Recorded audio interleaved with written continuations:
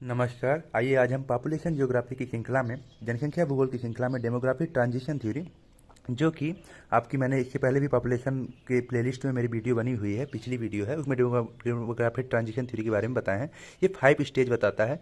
इसको given by the W.S. Thompson ने इसको दिया था 1925 में और F.W. नॉइस्टीन 1945 में। तो मुख्य मुख्य बातें हैं जो कि जल्दी शॉर्ट में हम कंप्लीट करना चाहेंगे। तो ये इन्होंने 5 स्टेज में बांटा। स्टेज फर्स्ट है, ध्यान दीजिए, एक तरफ मैंने बर्थ एंड डेथ रेट पर निकाला है। बर्थ मतलब बर्थ रेट है आपका 1000 पर ईयर, ठीक है, पीपल पर ईयर, ठीक है। तो ध्यान दीजिएगा, ये पहला जो है, इसमें फर्स्ट स्टेज में आपका हाई बर्थ रेट, ये देखिए बर्थ रेट और डेथ रेट दिखाया गया है, और नेचुरल इंक्रीजिंग। तो इसमें उच्च जन्म दर, उच्च मृत्यु दर आपको दिखाई देगा, ठीक है। तो ये 35,000 के ऊपर दिखाई दे रहा है, ठीक। अब सेकंड में अगर हम देखें तो इसमें आपका बर्थ रेट उच्च बना रहेगा, ठीक है। वही जो ऊपर लाइन गई है नीली कलर, ये आपका बर्थ रेट दिखाई दे रहा है। ये जो ऊपर वाली लाइन है वो आपका बर्थ रेट दिखाई दे रहा है, और जो नीचे है वह डेथ रेट लाइन है, और ये जो रेड कलर की है टोटल पॉपुलेशन को दर्शा रही है। तो बर्थ रेट आपका हाई बनी रहेगी फर्स्ट स्टेज में, और डेथ रेट भी हाई बना रहेगा सेकंड स्टेज में, ठीक है। उच्च जन्म दर, उच्च मृत्यु दर 35,000 के ऊपर रहेगा।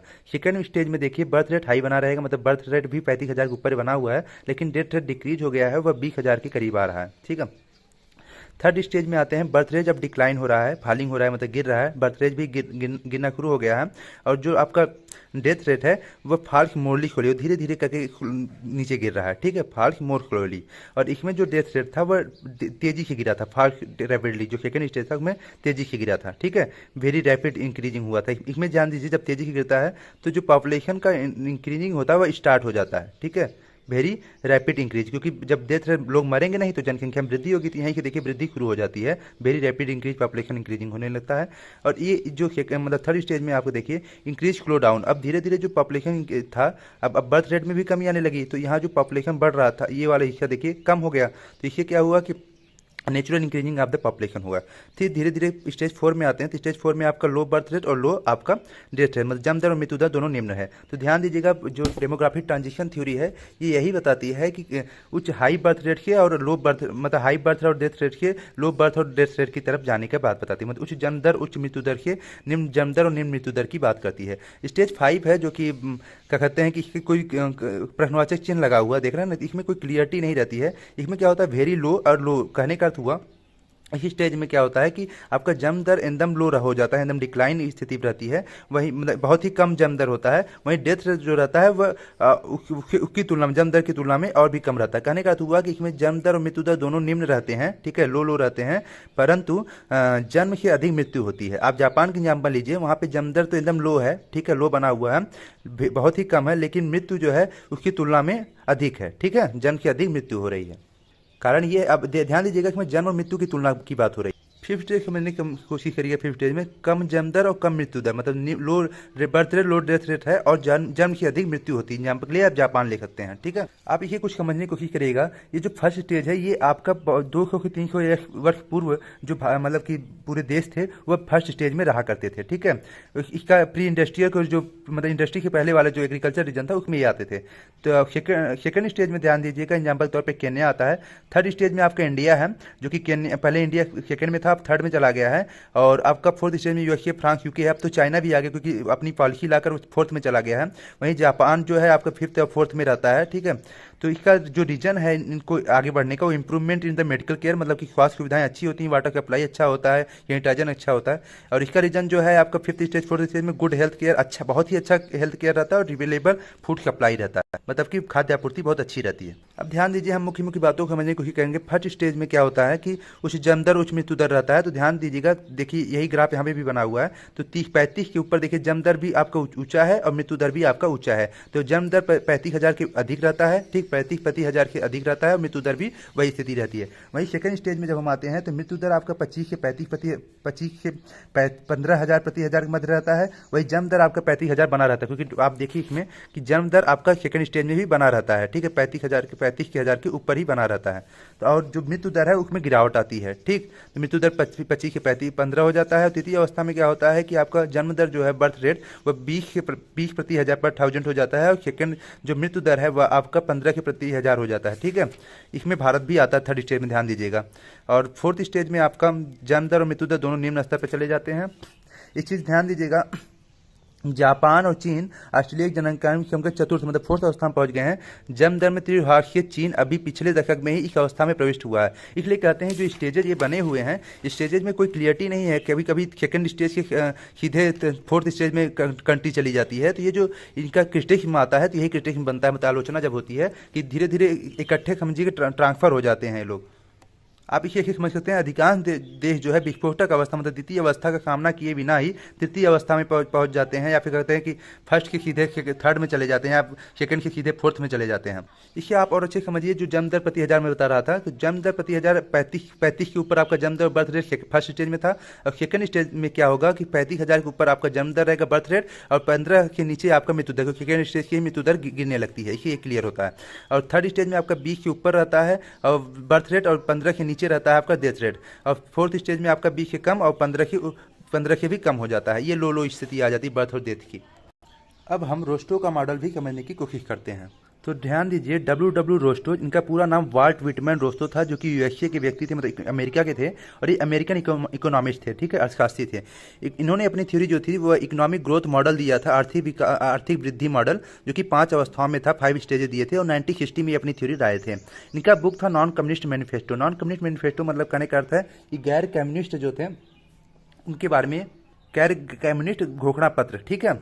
तो नॉन कम्युनिस्ट मैनिफेस्टो था, ये ध्यान दीजिएगा, जो कि कार्ल मार्क्स के विचारों के विरुद्ध था, और इसमें 15 कंट्रीज के मुख्य डाटा लिए गए थे, ठीक है। ध्यान दीजिए, फिर मैं बताना चाहूंगा, उनके विचार गैर नॉन कम्युनिस्ट घोषणा पद मतलब गैर कम्युनिस्ट पद के रूप में थे, जो कार्ल मार्क्स के आर्थिक मतलब इकोनॉमिक और गैर आर्थिक नॉन इकोनॉमिक विचारों के विरुद्ध थे, ठीक है। गैर कम्युनिस्ट है ना, तो उनके विरुद्ध थे।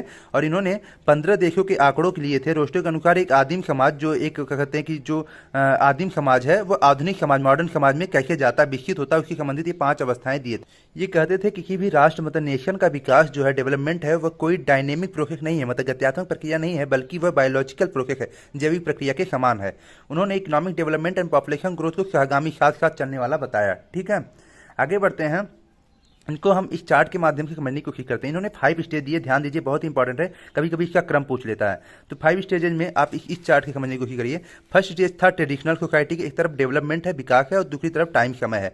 तो फर्स्ट है आपका ट्रेडिशनल सोसाइटी, जिसमें पारंपरिक समाज रहता है, जो हमारे प्राइमरी सेक्टर आता है उसके तहत जो कृषि कार्य करता है, प्रिवेंटिव टेक्नोलॉजी। सेकंड स्टेज है आपका pre condition for take off, मतलब उत्थान के पूर्व, ट्रेडिशनल के बाद वाली, ठीक है, pre condition for take off. Third stage है टेक ऑफ, मतलब टेक ऑफ, देखिए जब जहाज टेक ऑफ कर लेती है, जब जहाज उड़ती है ना, तो टेक ऑफ करती है, तो अपने जो दलदल था आपका ट्रेडिशनल और प्री कंडीशन, इसके ऊपर उठ जाती है। तो ये आपका थर्ड स्टेज है, जो कि टेक ऑफ है, इनटू द सस्टेनेबल ग्रोथ की तरफ बढ़ती है। फोर्थ स्टेज में ड्राइव टू मेच्योरिटी की तरफ बढ़ जाती है, जो पॉपुलेशन रहती है वो, और मतलब कहते हैं कि सेकेंडरी की टर्शरी में घुसती है। और फिफ्थ स्टेज में हाई मास कंजम्पशन होता है, अत्यधिक उपभोग होता है, ठीक है। इसे भी ऐसे भी समझने की कोशिश करिएगा। ये 5 स्टेज दिए। फर्स्ट है ट्रेडिशनल, मतलब पारंपरिक समाज जिसमें रहता है, इसमें प्राइमरी सेक्टर में ज़्यादा कार्य लगे रहते हैं। प्राइमरी सेक्टर मतलब जो कृषि कार्य में संलग्न हो, उसमें ज़्यादा वास्ट मेजॉरिटी आपको इसमें मिलेगी। सेकेंडरी सेक्टर में कुछ बहुत ही कम मिलेगी मेजॉरिटी, आप जनसंख्या की वेरी फ्यू रहेगी। और टर्शरी में भी बहुत ही कम मेजॉरिटी मिलेगी। वहीं पे प्री सेकंड जब स्टेज पे आते हैं, प्री कंडीशन टेक ऑफ, इसमें भी प्राइमरी सेक्टर में वास्ट मेजॉरिटी लगी रहती है। सेकेंडरी में कुछ लोग जाते हैं, ठीक है, और ट्रेडिशनल भी फ्यू बना रहता है। थर्ड स्टेज में आते हैं, जो कि कहते हैं टेक ऑफ करना। टेक ऑफ मतलब उत्थान की अवस्था, कहते हैं ना जहाज देखिए टेक ऑफ, तो ट्रेडिशनल प्री कंडीशन से टेक ऑफ की रहती है। और प्राइमरी मतलब प्राइमरी सेक्टर को छोड़कर वह सेकेंडरी सेक्टर में रैपिड ग्रो होता है, मतलब तेजी से उसमें लोग जाने लगते हैं। सेकेंडरी सेक्टर मतलब जो उद्योग वाले क्षेत्र हो गए उसमें जाने लगते हैं। और जो टर्शरी सेक्टर है, जो आपका सेवा रीजन है या फिर रिसर्च वाला है, उसमें कुछ लोग जाने लगते हैं। फिर टेक ऑफ के बाद आप ड्राइव टू मेच्योरिटी, जो कि फोर्थ स्टेज है, इसमें क्या होता है कि कुछ लोग ही प्राइमरी में रहते हैं, अब सेकेंडरी में ज़्यादा हो जाते हैं, और स्टेबल की स्थिति मतलब अस्थायित्व की स्थिति आ जाती है। और टर्शरी सेक्टर में मतलब कहते हैं तृतीय सेवाओं में, जो सेवाओं वाले क्षेत्र में है, उसमें ग्रोविंग रैपिडली, उसमें तेजी की वृद्धि होती है जनसंख्या की।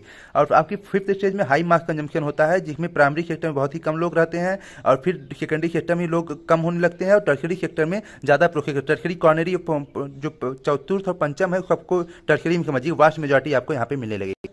तो इसे हम एक एक करके अच्छे समझने की कोशिश करें। पहला है ट्रेडिशनल सोसाइटी। ट्रेडिशनल वाली मतलब जो फर्स्ट स्टेज है, प्रश्न एक ही बनेगा, सभी स्टेज का पूछ लेगा। देखिए यहाँ पे मैंने बताया ना, पहला ट्रेडिशनल सोसाइटी फर्स्ट स्टेज पूछ लेगा, फिर second pre condition of take off. Traditional मतलब पारंपरिक समाज, प्री कंडीशन ऑफ टेक मतलब उत्थान के पूर्व की दशाएं, और आपका टेक ऑफ मतलब उत्थान की संप्रोक्षणी विकास, और आपका ड्राइव टू मेच्योरिटी मतलब परिपक्वता की ओर बढ़ना या प्रस्थान करना, और हाई मास कंजम्पशन मतलब age of high mass consumption मतलब व्यापक जन उपभोग की अवस्था, या कहते हैं अत्यधिक व्यापक खपत की अवस्था या उच्च जन खपत। ठीक है, तो पहला है ट्रेडिशनल। ट्रेडिशनल में क्या होता है, ध्यान दीजिए, ट्रेडिशनल शब्द ही में आ रहा होगा, तो इसमें आदिम प्रौद्योगिकी रहती है, मतलब प्रीमेटिव जो टेक्नोलॉजी रहती है उसको लिया जाता है। जो प्रीमेटिव टेक्नोलॉजी के कार्य किए जाते हैं, कृषि कार्य, उसमें लिया जाता है। देखिए पहले बैल की खेती होती थी, तो आदिम प्रौद्योगिकी के तहत कार्य होते हैं, अब ट्रैक्टर होने लगा है ना। तो ध्यान दीजिए, इसमें रीति रिवाज जो पुराने रहते हैं और परंपरा रहते हैं उनको ये लेकर चलती रहती है। आधुनिक जो मॉडर्न थिंकर होते हैं, आधुनिक विचारों को इसमें लगभग पूर्ण अभाव रहता है, मतलब इसमें कमी पाई जाती है, मॉडर्न थिंकर की कमी पाई जाती है, जो मॉडर्न चीज़ है उसमें कमी पाई जाती है। और ऐसी स्थितियों में क्या होता है कि जो डेवलपमेंट का जो मार्ग है, विकास में बाधा आ जाती है। ठीक है, डेवलपमेंट के मार्ग में बाधा मतलब कि दिक्कतें पैदा हो जाती हैं। सेकंड स्टेज आपका आता है pre condition for take off. ठीक है, सेकंड स्टेज, इसमें क्या होता है कि इसे संक्रमण ट्रांजिशन स्टेट भी कहा जाता है। ट्रांजिशन इसलिए स्टेट कहा जाता है क्योंकि ये आपका ट्रेडिशनल सोसाइटी और प्री कंडीशन के बीच का हिस्सा आता है। ठीक है, जिसमें बाहरी स्टिमुलाई आधारभूत ढांचा का विकास इसमें होता है। ध्यान दीजिएगा, इसमें सामाजिक राजनीति मतलब कि सोशल पॉलिटिकल और सामाजिक सुधार होता है, और दृष्टिकोण में बदलाव और प्रौद्योगिकी में सुधार होता है, मतलब टेक्नोलॉजी में क्या कहते हैं कि इंक्रीजिंग होता है, टेक्नोलॉजी अच्छी होती शुरू होनी होती है। थर्ड स्टेज में क्या होता है, take off into the sustainable growth, मतलब कि उत्थान की संपूर्ण विकास की ओर। इसमें क्या होता है, इन्वेस्टमेंट होने लगता है, सेविंग बचत होने लगती है, इसमें वृद्धि होती है। ठीक है, रोस्टे ने इस अवस्था की आधुनिक समाज में जीवन के महान विभाजक माना। इसमें क्या होता है कि अर्थव्यवस्था तथा सामाजिक एवं राजनीतिक व्यवस्था स्पष्ट दिखाई देती है। और नगरीकरण इसमें आपको दिखेगा, मतलब कि नगरीकरण मतलब कि सिटी बनने लगते हैं, जहाँ पे अर्बनाइजेशन होता है, इंडस्ट्रियलाइजेशन होता है, साक्षरता मतलब लिटरेसी आती है, हाई जीवन प्रत्याशा बढ़ जाता है, लाइफ एक्सपेक्टेंसी जिसे कहते हैं बढ़ जाता है, प्रति व्यक्ति आय बढ़ जाता है, पर कैपिटा इनकम बढ़ जाता है, इसमें वृद्धि शुरू हो जाती है आपकी थर्ड स्टेज में। ठीक है, अब आते हैं फोर्थ स्टेज, इसमें आता है drive to maturity. Third stage इसलिए कहते हैं टेक ऑफ स्थिति है, टेक ऑफ कर लिया गया, मतलब कि जो दलदल था उसकी हमने टेक ऑफ, जहाज की तरह उड़ गए। ठीक है, उस जहाज के ऊपर उड़ गए हैं।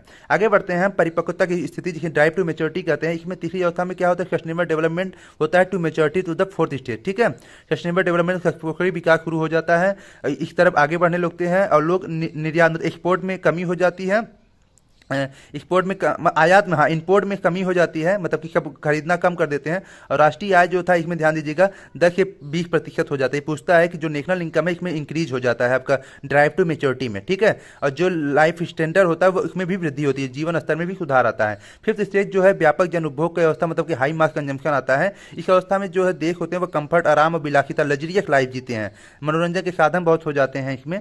और इस अवस्था में साक्षरता लगभग 100%, लिटरेसी रेट जो है वो 100% हो जाती है, और लाइफ एक्सपेक्टेंसी और पर कैपिटा इनकम भी मैक्सिमम रहती है, मतलब जीवन प्रत्याशा और प्रति व्यक्ति आय भी अधिक रहती है। इसलिए आप इस चार्ट की भी समझने की कोशिश करिएगा।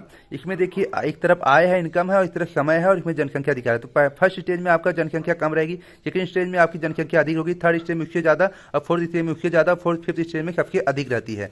इसे आप अच्छे समझ सकते हैं। प्रथम अवस्था में क्या होता है कि जनसंख्या जो पॉपुलेशन होती है वो अत्यंत कम, मतलब कि निम्न रहती है, लो रहती है, लगभग स्थिर स्टेबल रहती है, अथवा मंद गति से बढ़ती है। द्वितीय अवस्था सेकंड स्टेज में क्या होता है कि इकोनॉमिक जो रहती है वह डेवलपमेंट के साथ जनसंख्या में भी साधारण वृद्धि होती है, पॉपुलेशन में भी इंक्रीजिंग आती है। थर्ड स्टेज में क्या होता है कि पॉपुलेशन की ग्रोथ में तीव्रता आ जाती है और जनसंख्या तेजी से बढ़ने लगती है। ठीक है, फोर्थ स्टेज में जनसंख्या वृद्धि मतलब पॉपुलेशन ग्रोथ तीव्रता की होती है, किंतु वृद्धि दर है, ग्रोथ रेट है, वो लगभग स्टेबल रहती है। और अंतिम फिफ्थ अवस्था में क्या होता है, अर्थव्यवस्था पूर्ण परिपक्व हो जाती है और जनता उच्चतम जीवन स्तर व्यतीत करती है, उपभोग स्तर अत्यंत उच्च रहता है, और जन्म दर और मृत्यु दर दोनों अत्यंत निम्न स्तर पर आने से जनसंख्या उच्च स्तर पर लगभग स्थिर हो जाती है। ठीक है, तो फिफ्थ स्टेज में रोस्टो के अनुसार फिफ्थ स्टेज में ध्यान दीजिएगा यूएसए आता है, कनाडा आता है, वेस्टर्न यूरोपियन कंट्री आते हैं, पश्चिमी यूरोपीय देश जैसे Great Britain, Germany, France, Netherland. ठीक, और जापान भी अत्यधिक उपभोग मतलब मास कंजम्पशन की कंट्री में पहुंच चुका है। और इसमें जो है प्रति व्यक्ति उत्पादन और आय, मतलब कि पर कैपिटा इनकम और प्रोडक्शन सब कुछ अधिक हो जाता है, मास कंजम्पशन सब कुछ अधिक हो जाता है, अत्यंत उच्च हो जाता है।